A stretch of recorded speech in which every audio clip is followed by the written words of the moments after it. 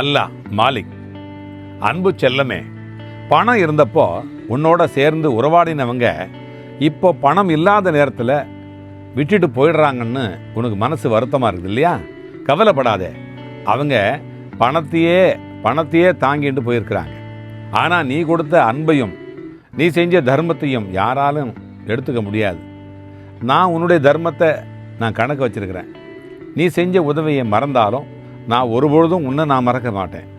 உன்னுடைய சுத்தமான உள்ளத்தை, உன்னுடைய நீதியோடு நீ நடந்த பாதையை நான் காப்பாற்றி வச்சிருக்கிறேன். அதில் நிற்கிறேன் நான்.